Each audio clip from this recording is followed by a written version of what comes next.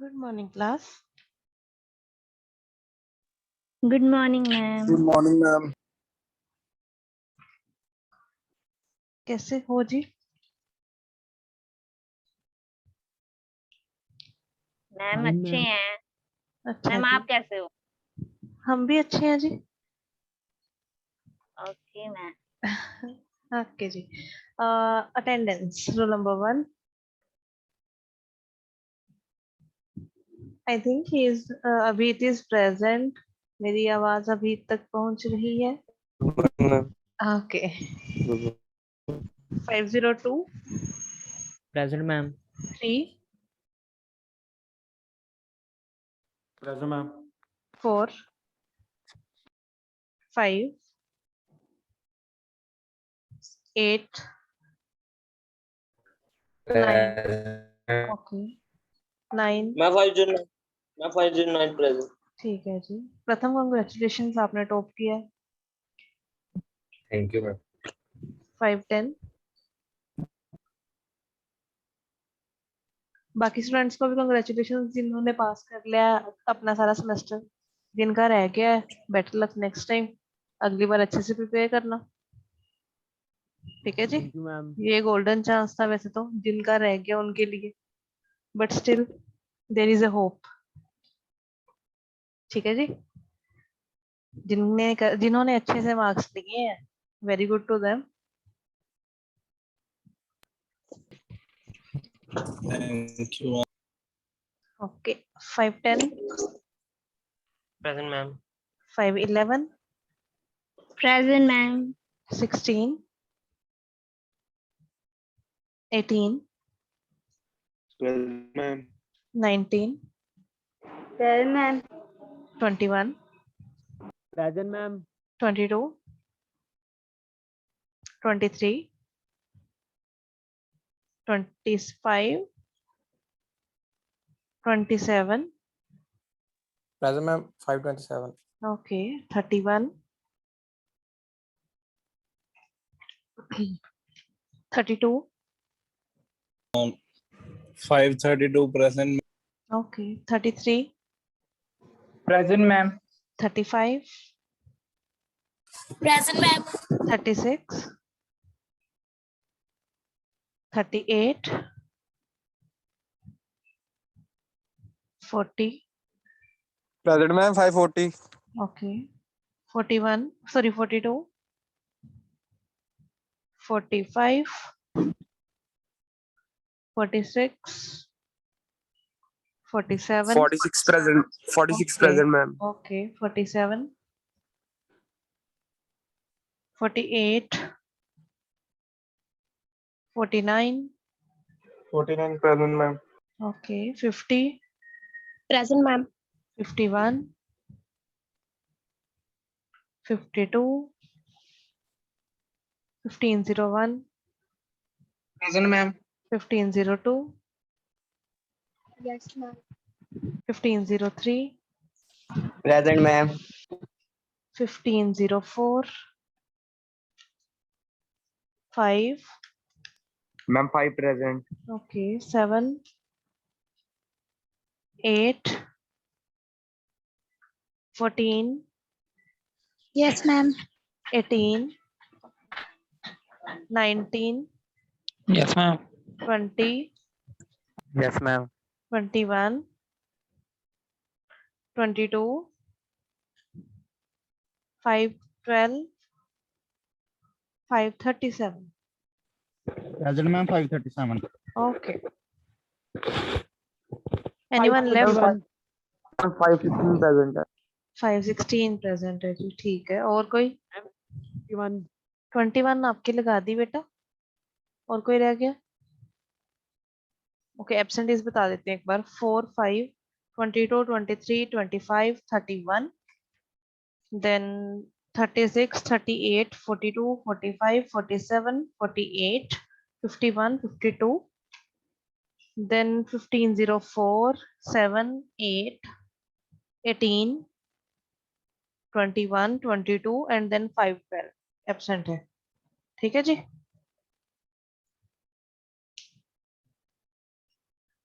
Okay, तो आज आगे पढ़ना है या पुराना रिवाइज करना है पेपर के लिए, ये बता दो पहले, आपकी मर्जी है। डाउट रिवाइज करवा दो। रिवाइज करवा दे। ओके, मैम डाउट भी है मोहित? डाउट बताओ बताओ क्या डाउट है। आपकी आवाज थोड़ी कम आ रही है, माइक के पास बोलो बस। डाउट सारे वेलकम है। हाँ जी। Type of anxiety types of stress and anxiety ma'am. मुझे समझ नहीं आ रहा आप क्या बोलो। टाइप्स ऑफ क्या है? मैम स्ट्रेस एंड एंजाइटी कह रहा हूँ।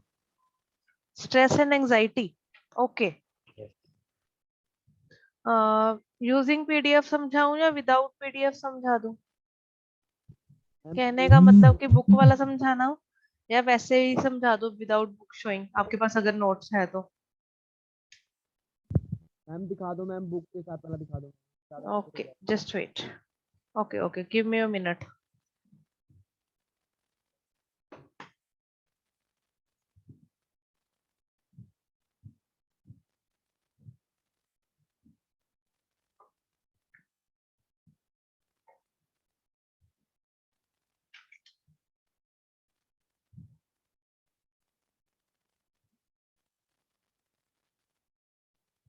और भी क्या डाउट है please let me know.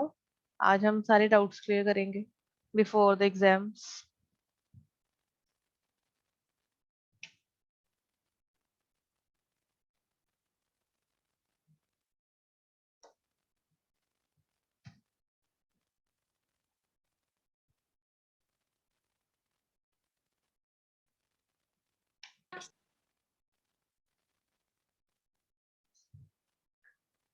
Screen share visible है?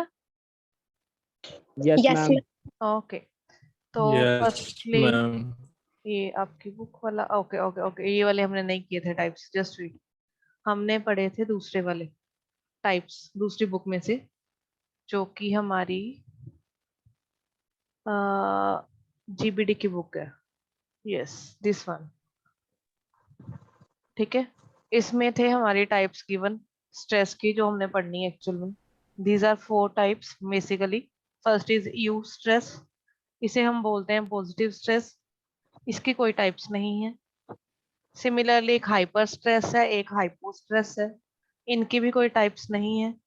एक होता है डाई स्ट्रेस, इसे बोलते हैं नेगेटिव स्ट्रेस। इसकी 2 टाइप्स होंगी, एक्यूट एंड क्रोनिक। अभी सिर्फ इतना नाम याद रखो, क्या क्या मतलब है इनके वो समझाते हैं फिर। ठीक है, अब अगर बात करें यू स्ट्रेस की, जिसे हम पॉजिटिव स्ट्रेस भी बोलते हैं, तो जनरल सी बात है, इसका रिजल्ट और आउटकम पॉजिटिव आएगी। थोड़ी देर के लिए आप इसका स्ट्रेस लोगे।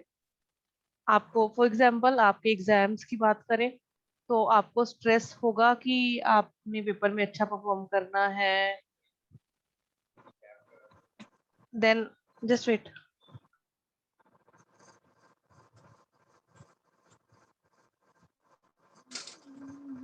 ओके, अगर हम एग्जाम की एग्जांपल लें, तो आपको 2 दिन पहले स्ट्रेस होगा कि यार मैंने पढ़ना है, मैंने कुछ नहीं पढ़ा। ठीक है, फिर आप वो स्ट्रेस लेके जब पढ़ने बैठते हो, चाहे 2 दिन पहले चाहे एक रात पहले, ठीक है, तो वो जो है बेसिकली उस टाइम पे आप पढ़ते तो हो ना उस स्ट्रेस को लेके। तो जब आप उस स्ट्रेस को लेके पढ़ते हो, इट इट मीन्स आप कुछ बेटर आउटकम के लिए पढ़ रहे हो। क्या बोल रहे हो बच्चे पढ़ रहे होंगे तो। अंकित? कोई डाउट है बेटा? ओके, तो जब आप एग्जाम्स की टेंशन लेके 1 या 2 दिन पहले जब पढ़ते हो, कई लोग तो रात को पढ़ते हैं सिर्फ एक रात पहले। कई लोग ऐसे होते हैं जो सुबह ही पढ़ते हैं उठ के सीधा, आज पेपर है चलो आज सुबह 5 बजे उठ के पढ़ लेते हैं। ठीक है, चाहे जैसा मर्जी है, बट उस टाइम पे आप जब सुबह 5 बजे उठते हो अपनी नींद खराब करके, that is also stress. But जब आप पढ़ लेते हो उस दिन, ठीक है, पेपर देने से पहले, तो पेपर में जब आपको लिखने के लिए कुछ ना कुछ आता होता है, तो आप सोचते हो शुक्र है मैंने पढ़ लिया था। ठीक है, तो बेसिकली उसकी आउटकम पॉजिटिव आई, वो वाले स्ट्रेस की जो आपने थोड़ी देर पहले या एक दिन पहले लिया था। ठीक है, तो बेसिकली आपकी डेवलपमेंट के लिए ये वाला स्ट्रेस गुड है, आपकी हेल्थ आपके लिए हेल्दी है स्ट्रेस। ठीक है, पॉजिटिव स्ट्रेस मतलब पॉजिटिव आउटकम आएंगी इससे। ठीक है, it is a good stress that help you to perform improve your performance. आपकी परफॉर्मेंस को इम्प्रूव करेगा अगर आप नहीं पढ़ोगे एक दिन पहले या ये थोड़ी देर पहले अपने पेपर के, तो आपको नहीं आता होगा पेपर में कुछ भी लिखने के लिए, तो आपकी परफॉर्मेंस डिग्रेड करेगा वो। अगर आप पढ़ रहे हो थोड़ी सी स्ट्रेस लेके, it means it will improve your performance. ठीक है, ये हमारे लिए इंस्पिरेशन का भी काम करता है, दूसरे पर किसी भी काम को करने के लिए एनर्जी देता है हमें। लाइक मैंने सोचा कि मैंने ये काम करना है, आज पढ़ना है, तो आप पूरा अपना फोन वगैरह सारा कुछ छोड़ के पढ़ने बैठ सकते हो। ठीक है, कई ऐसे भी होंगे जो बोलेंगे चलो ग्रुप स्टडी करते हैं, but still they are studying. ठीक है, तो बेसिकली आपकी एनर्जी को यूटिलाइज करने के लिए इंस्पिरेशन देता है ये हमें। ठीक है, देन किसी भी टाइप की प्रॉब्लम आए हमारी लाइफ में, उसमें अगर हम उस प्रॉब्लम को फेस करना है या उसके साथ फाइट करना है, then also this stress is good for you. ठीक है, अब यहाँ पे इन्होंने एग्जांपल दी है, अगेन एग्जाम्स की ही एग्जांपल दी है कि अगर स्टूडेंट एग्जाम के लिए स्ट्रेस नहीं लेगा तो वो अच्छे से पढ़ाई नहीं कर पाएगा, जिसकी वजह से उसकी आउटकम ठीक नहीं आएगी, and that will lead to the negative performance. But आप थोड़ा सा अगर स्ट्रेस लोगे, that stress will be known as positive stress. ऐसा नहीं है कि उसे हवा बना के पढ़ना है, जस्ट उसे इतना कुछ स्ट्रेस लेना है कि आपका मेंटल लेवल खराब ना हो और आपके माइंड को वो एनर्जी देता रहे कि हाँ मैंने पढ़ना है पढ़ना है पढ़ना है। स्ट्रेस नहीं ऐसे वाला स्ट्रेस नहीं लेना कि वो आपकी हेल्थ के साथ कंप्रोमाइज करे, सिर दर्द होना स्टार्ट हो जाए आपका, आपको बेसिकली सफोकेशन फील होनी स्टार्ट हो जाए। तो ऐसे वाला स्ट्रेस नहीं लेना, that will lead to the negative stress. Positive stress में रहना है, अपने आप को एनर्जेटिक रखने के लिए जो स्ट्रेस लोगे, that will be the positive stress, means eustress. Then इन्होंने कुछ एग्जांपल्स दिए हैं, लाइक मैच से पहले आपने एक्साइटमेंट फील की होगी, अगर यार मैं मैच जीत गया तो मैं ये करूंगा। तो मैच के टाइम पे आप सोचते हो यार मैंने ये करना है, अगर मैं अब मुझे जीतना है इसके लिए, तो वो वाला स्ट्रेस भी पॉजिटिव होगा। नई चीजें खरीदोगे तो उसकी जो एक्साइटमेंट होगी, that will also be eustress. Then कोई चैलेंज को एक्सेप्ट करते हो आप, लाइक आपके फ्रेंड ने कोई चैलेंज दे दिया तो ये करके दिखा, तो आप उसे एक्सेप्ट तो कर लेते हो, बट अंदर ही अंदर आप लोगों को होता है कि यार मैंने ये चैलेंज तो ले लिया पर उसे कंप्लीट भी करना है। ठीक है, तो उस टाइम पे भी आप थोड़ा स्ट्रेस लेते हो, that is also eustress. Then happy feeling of being loved, this is also under the eustress. And then excitement of going for a holiday, ये सारे कुछ फैक्टर्स है जो सारे आपको यू स्ट्रेस के साथ लिंक करते हैं। Then comes the negative stress, that is known as distress. अब डाइस्ट्रेस पॉजिटिव से उल्टा, पॉजिटिव हमारा था healthy positive, and developmental stress ये है हमारा अनहेल्दी। नेगेटिव स्ट्रेस है, पॉजिटिव नहीं है, ये डेवलपमेंट के लिए नहीं है, ये हमारी डिग्रेडेशन के लिए रीजन बनता है, हमारी डिग्रेडेशन का। हमारी परफॉर्मेंस को भी इफेक्ट करेगा, हमारी एफिशिएंसी को भी इफेक्ट करेगा, एंड इसकी वजह से होगा क्या, हम गलतियां ज्यादा करेंगे, गलत डिसीजंस लेंगे, एंड जो भी प्रॉब्लम्स है, कोई भी हो सकती है, स्टमक प्रॉब्लम या फिर साइकोमेस्टिक प्रॉब्लम्स, इलनेस हो सकती है, ये सारी टाइप की प्रॉब्लम्स इसी के अंदर आती हैं। ठीक है, आपको मेडिकल प्रॉब्लम्स बेसिकली फेस करनी पड़ सकती हैं due to this negative stress. इसकी एग्जांपल्स की अगर बात करें तो इसमें आते हैं डेथ ऑफ लव्ड वंस। ठीक है, किसी के डेथ हो जाना किसी लव्ड वन की। देन फाइनेंशियल प्रॉब्लम होने घर में, हैवी वर्क रिस्पॉन्सिबिलिटी होना आप ही के ऊपर, सारे घर का सारा काम ही आप पे डाल दिया, वर्कलोड सारा डाल दिया। स्ट्रेन रिलेशनशिप्स, आपकी रिलेशनशिप खराब हो रही है अपने फ्रेंड्स के साथ या अपने फैमिली मेंबर्स के साथ, then it also lead to the distress. Then chronic illness, अब क्रोनिक इलनेस मतलब आपकी हेल्थ रिलेटेड प्रॉब्लम्स जो कि काफी लंबे समय तक आपके साथ रहती है, आपको इफेक्ट करती रहती है, वो भी इसी वजह से होती है। डाइस्ट्रेस की आगे जो टाइप्स थी, that was acute and chronic. Acute stress की अगर बात करें, ये डीप स्ट्रेस तो है, बट ये जल्दी आता है और जल्दी ही चला जाता है, अपीयर्स एंड डिसअपीयर क्विकली, मतलब थोड़ी देर के लिए आया बट जल्दी चला गया। ठीक है, ये ऐसा नहीं है कि ये आपके पास हमेशा के लिए या फिर आपको काफी देर तक इफेक्ट करता रहेगा, ये आपको सिर्फ थोड़ी देर के लिए आपको इफेक्ट करेगा, उसके बाद फिर से चला जाएगा। अब इसकी अगर एग्जाम्पल लें तो ऐसा बोल सकते हो कि आपका एक कोई क्लास टेस्ट हुआ, उसमें आपकी परफॉर्मेंस अच्छी नहीं गई, तो उस टाइम पे आपको जो बुरी फीलिंग आएगी, that will be the acute stress कि हाय यार मेरे नंबर अच्छे नहीं आए।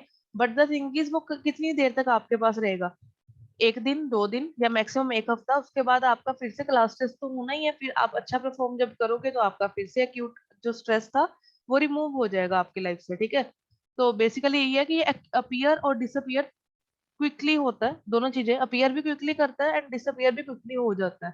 ठीक है, आप जस्ट अपना माइंड डाइवर्ट करते हो और आपको वो स्ट्रेस से आप निकल जाते हो बाहर, that is acute stress. But अगर आप अपना माइंड डाइवर्ट नहीं करते तो आप उसके अंदर ही अंदर जाते रहते हो, देन ये एक न्यू स्टेज पे चला जाता है, that is known as chronic stress. अगर इसे संभाल लिया तो ये डिसअपियर भी हो जाएगा जल्दी, नहीं संभाला तो ये एक वर्स्ट स्टेज पे जाएगा एंड उस स्टेज पे इसे हम क्रोनिक स्ट्रेस बोलेंगे। क्यों? क्योंकि ये लॉन्ग टर्म स्ट्रेस में चेंज कर जाएगा। अब लॉन्ग टर्म स्ट्रेस है, इट मींस ये काफी दिनों तक रहेगा, काफी महीनों तक भी रह सकता है और आपकी पूरी लाइफ के टाइम के लिए भी रह सकता है। ठीक है, इसकी इसकी वजह से क्या होगा कि आपकी जो बॉडी है काफी लॉन्ग टाइम के लिए इफेक्टेड होगी। आपकी जो भी प्रॉब्लम्स आती हैं, लाइक कई लोगों को स्ट्रेस की वजह से डायबिटीज होती है, थायराइड की प्रॉब्लम होती है, या फिर हार्ट अटैक्स की प्रॉब्लम्स जो होती हैं, ये सारी जो प्रॉब्लम्स है, माइग्रेन्स, ये सारी प्रॉब्लम्स जो है ये सारी क्रोनिक स्ट्रेस की वजह से होती है।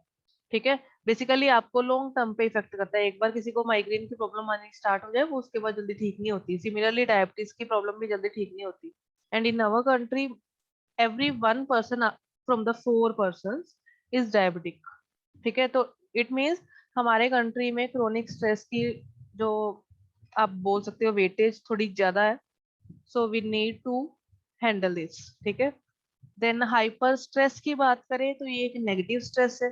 ठीक है, ये कब होता है? जब आपको आपकी क्षमता से ज्यादा काम दे दिया जाए। ठीक है, आपकी कैपेबिलिटी से कुछ ज्यादा काम दे दिया जाए, तो उस टाइम पे आप बोलते हो यार इतना काम मैं कैसे करूं। ठीक है, वो वाली जो फीलिंग होती है ना, वो हाइपर स्ट्रेस होती है। ठीक है, काफी सारा काम था, सारा आप ही को दे दिया, आपके सारे फ्रेंड्स फ्री बैठे हैं, बस एक ही बंदे को पकड़ लिया हमने और उसी को सारा काम देते गए। ठीक है, then it will lead to hyper stress. बस इसके लिए इतना ही है। ठीक है, आपको ओवरवर्क करना पड़ सकता है जिस इसकी वजह से। देन मोस्टली ये हमारे इमोशनल आउटब्रेक्स के साथ डील करता है, या फिर आप ऐसे बोल सकते हो कि ये आपको थोड़ा सा इमोशनली इफेक्ट करता है। ठीक है, क्यों? क्योंकि आपको दूसरों के बारे में बेसिकली जलन वाली फीलिंग होनी स्टार्ट हुई, यार उसे काम दिया नहीं, सारा काम मुझे दे ही जा रहे हैं। कई बार होता है ना घर पे, एक ही बच्चे को बोल देते हैं काम करने के लिए, दूसरे बेचारा बैठा गेम्स खेल रहा होता है, तो फिर आप फील करते हो यार मम्मा वो तो गेम खेल रहा है, उसे तो आप बोल नहीं रहे, मुझे काम दे ही जा रहे हो। ठीक है, तो that is hyper stress. Then आता है हमारा हाइपो स्ट्रेस, ये ऑपोजिट है हाइपर के। अब इसमें क्या है कि आपको कोई ऐसा काम दिया जो आपकी पसंद का नहीं है, बेशक काम थोड़ा था बट आपकी पसंद का काम नहीं दिया। अब इसकी एग्जांपल कैसे ले सकते हो? लेट्स इमेजिन किसी स्टूडेंट को पढ़ने लिखने का शौक नहीं है, बट उसे काम क्या दे दिया जी, तुमने डॉक्यूमेंट्री तैयार करनी है, सारी की सारी प्रोजेक्ट रिपोर्ट बनानी है हमारे प्रोजेक्ट की, बाकी बाहर वाला घूमने फिरने वाला काम कोई और स्टूडेंट कर लेगा। ठीक है, अब जो बंदा घूमने फिरने का शौकीन है, उसे आप बोल रहे हो कि बैठ के ऑफिस में काम कर। ठीक है, एंड किसी उसका जो शौक है वो किसी और को आप दे रहे हो काम करने के लिए, तो that is basically hypo stress. आप उसकी वजह से बोर हो जाते हो। ठीक है, आपको लगता है कि यार मैंने ये जॉब ही नहीं करनी, मैंने ये काम ही नहीं करना, छोड़ दो, मुझे नहीं चाहिए ये जॉब। ठीक है, उस टाइम पे आप में जो फीलिंग आती है वो जॉब चेंज करने वाली, that will be the hypo stress.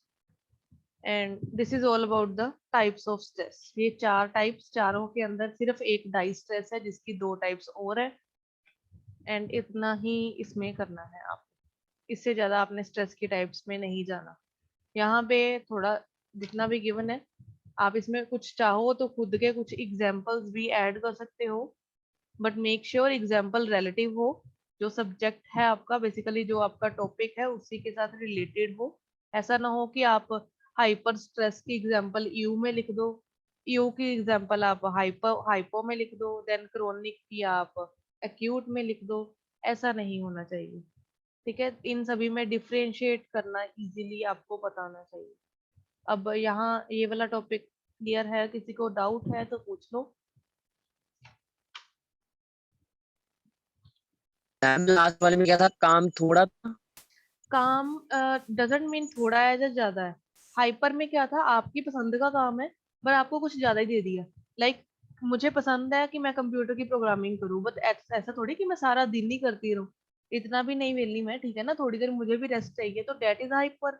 But अगर मैं बोलूं कि नहीं मेरी पसंद का काम ही नहीं है ये, मुझे प्रोग्रामिंग पसंद ही नहीं है, पर मुझे वो कोई धक्के से बिठा दे, यार तू प्रोग्रामिंग कर बैठ के, दैट इज हाइपो। आप बोर फील करते हो उस केस में।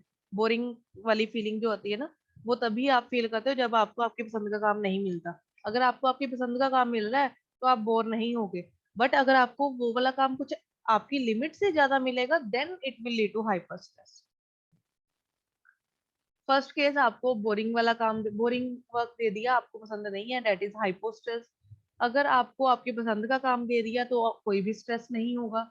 बट अगर आपको आपकी पसंद का काम कुछ एक्स्ट्रा अमाउंट में दे दिया जो कि आप हैंडल ही नहीं कर सकते, then it will lead to hyper stress.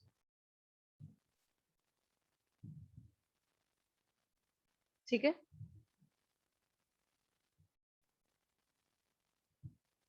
Yes ma'am. Okay, और कोई डाउट इस टॉपिक पे, स्ट्रेस वाले में?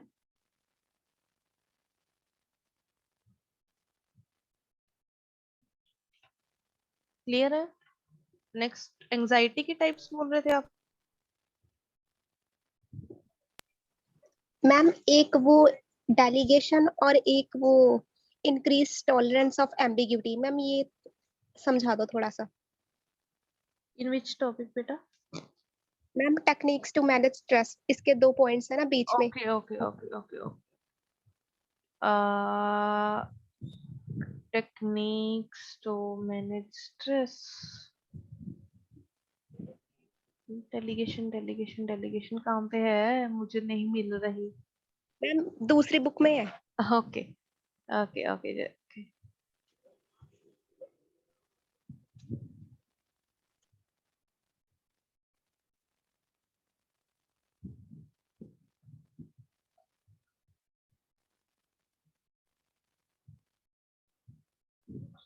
दिस वन, रेंसी, डेलीगेशन। यस मैम, मैम ये डेलीगेशन और एक 8th point increase tolerance of ambiguity. Okay, अब अगर डेलीगेशन की बात करें तो इसका मतलब है अपना काम दूसरों के साथ बांट लेना। लेट्स इमेजिन मुझे एक काम था आपकी क्लास से, तो मैंने क्या किया जी, अभीत को बोल दिया कि अभीत ये सारा काम तूने करना है। लेट्स इमेजिन मुझे एक रिपोर्ट चाहिए जिसमें आपकी क्लास के name, roll number and along with the phone numbers चाहिए। ठीक है, तो उस केस में मैं क्या करूंगी, एक स्टूडेंट को बोलूंगी कि तू बना दे ये सारी रिपोर्ट। अब अभीत बोलेगा मैम इतना काम, अब मुझे सारे स्टूडेंट्स का ध्यान रखना पड़ेगा, मॉर्निंग का भी इवनिंग का भी। तो अभीत क्या में है, वो स्ट्रेस, मतलब इस चीज का उसे स्ट्रेस हो सकता है। बट अगर उसे मैनेज करना चाहे तो वो क्या करेगा, वो क्या करेगा कि इवनिंग के एक स्टूडेंट को लेगा। लेट्स इमेजिन उसने सक्षम को बोला कि यार इवनिंग वाले बच्चों का तू इकट्ठा कर दे, फ्रेंसी को बोला यार गर्ल्स का तू इकट्ठा कर दे, देन मॉर्निंग के बॉयज का मैं इकट्ठा कर लेता हूँ, फिर बाद में हम मर्ज कर लेंगे। तो उस केस में उसने क्या किया, अपना काम दूसरों के साथ थोड़ा सा बांट लिया, दूसरों की हेल्प ले ली। तो बेसिकली उससे उसका स्ट्रेस लेवल कम हो गया, and that is known as delegation. This is the basic meaning of delegation.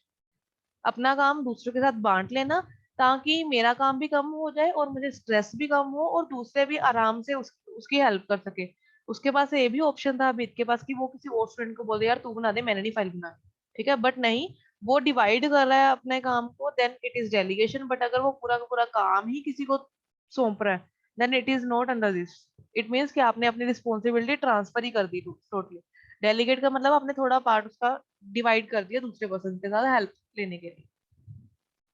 ठीक है, yes ma'am. Okay. Then the last one is increase tolerance of ambiguity, ये बोल रहे हो? Yes ma'am. ओके, तो इसमें आप बोल सकते हो कि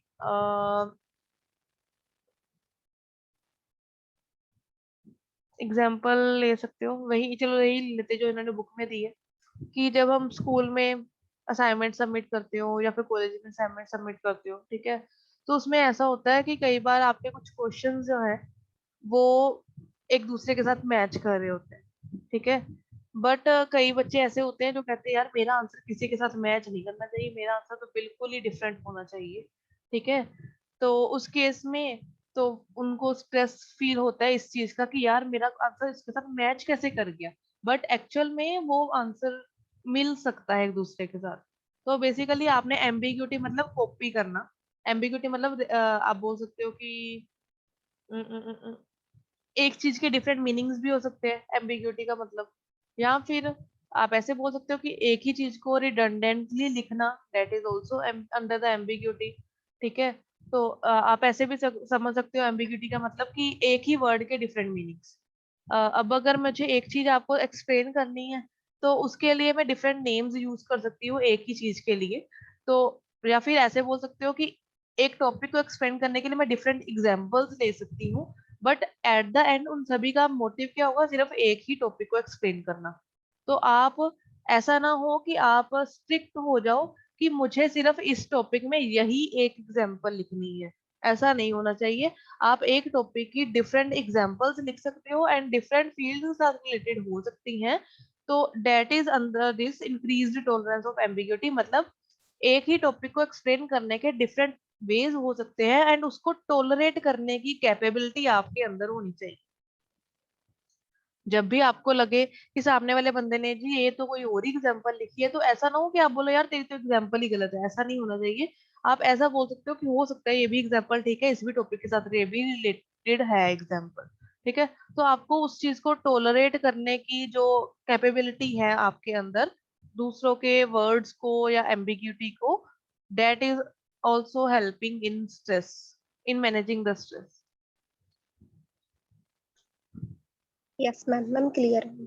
okay, any other doubt in this stress?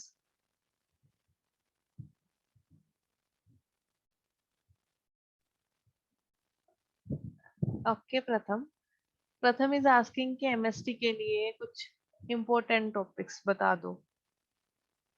Okay,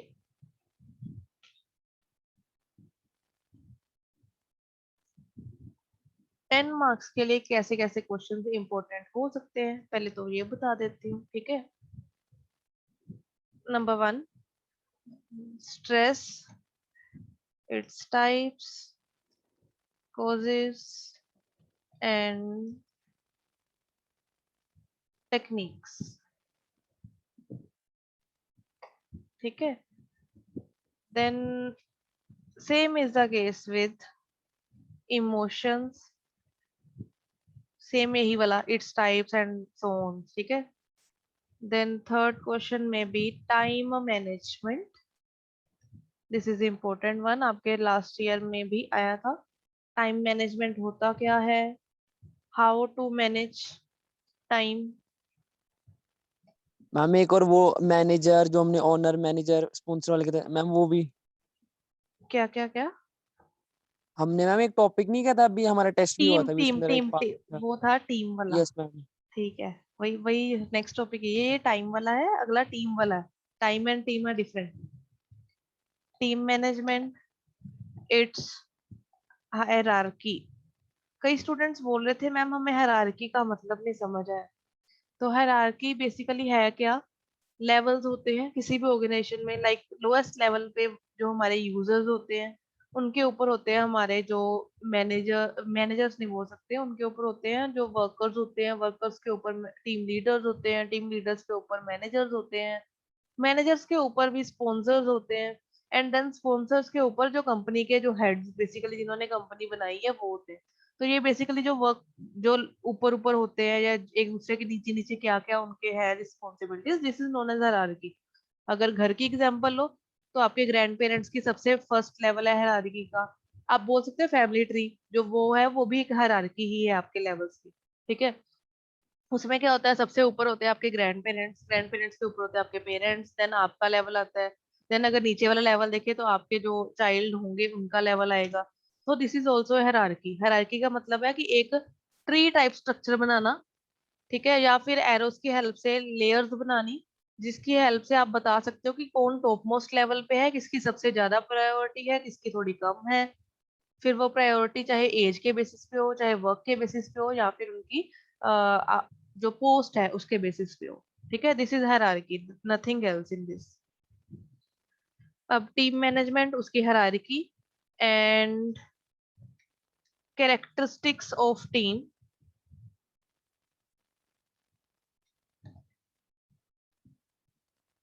ठीक है। ये कैरेक्टरिस्टिक्स ऑफ टीम जो टॉपिक है ना, ये वाला इतना, ये 5 मार्क्स के लिए भी इम्पोर्टेंट है।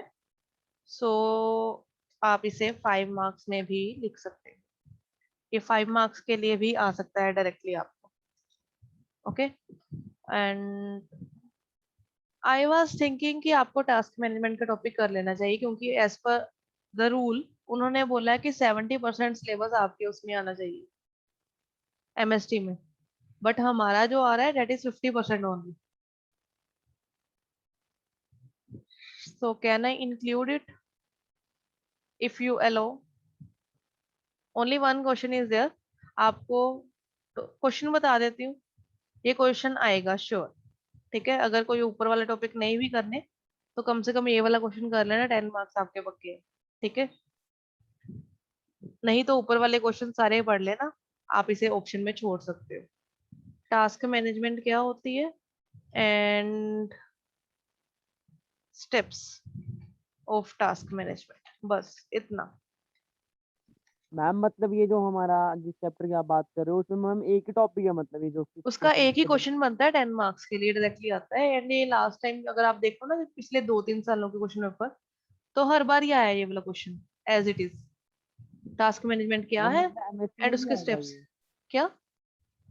मतलब मैम ये एमएससी में भी आएगा? मैं वही तो बोल रही हूँ कि मैं एमएसटी में डाल रही हूँ ये.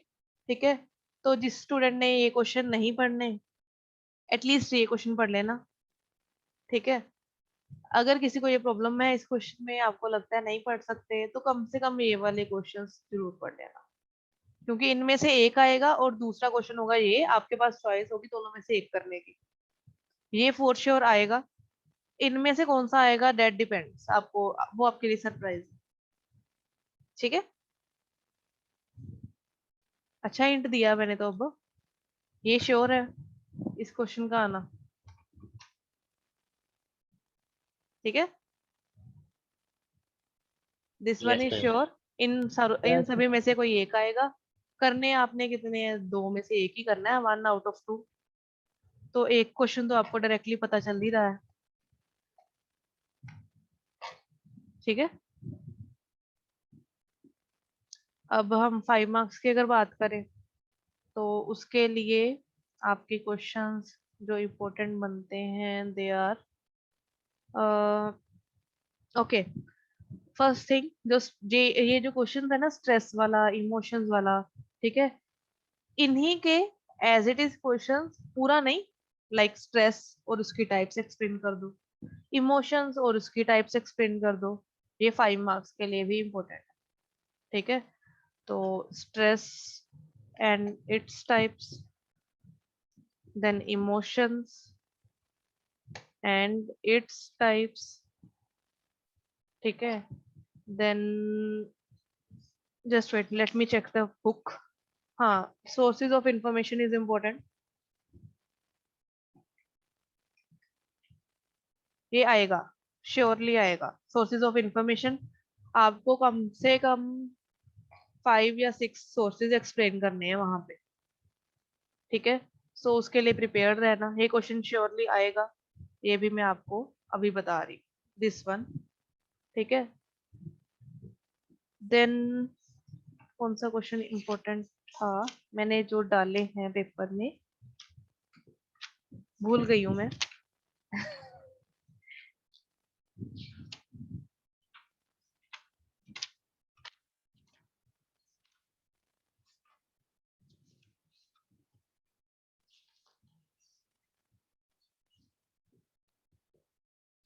Okay, one question is sympathy. पढ़ा था ना, sympathy and empathy. Yes ma'am. इन दोनों को एक्सप्लेन करना है. ठीक है, this is also for sure coming to your paper. Then आपको 3 करने हैं आउट ऑफ 5. 2 क्वेश्चंस आपको बता दिए. देन एक क्वेश्चन देखो कौन सा आप अटेम्प्ट करते हो, वो आपके लिए सरप्राइज होगा अगेन. देन एक क्वेश्चन और था, वो मैं भूल रही हूँ अभी, मुझे याद नहीं आ रहा क्या था. चलो कोई बात नहीं, बाकी वो आपके लिए सरप्राइज होगा, फिर ऐसे बोल देते. हाँ, एक था टेक्निक्स टू मैनेज इमोशंस था या एंजाइटी था, आई डोंट रिमेम्बर, बट कुछ था ऐसा ही. ठीक है टेक्निक्स